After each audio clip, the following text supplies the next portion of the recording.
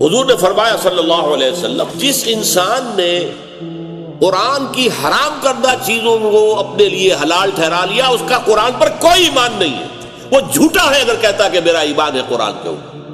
تو یہ تکذیب ہے جو یہود نے کی تھی، ورنہ زبان سے تو انہوں نے کبھی نہیں کہا کہ تورات اللہ کی کتاب نہیں ہے۔ ان کا دعویٰ تو یہی رہا کہ ہم جو ہے اللہ کی کتاب تورات کو ماننے والے ہیں۔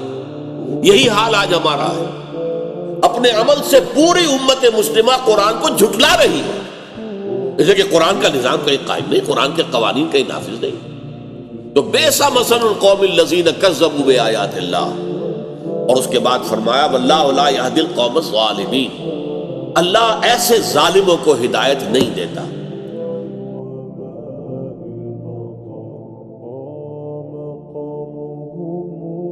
فوق رأس الجبال وفوق الرواسي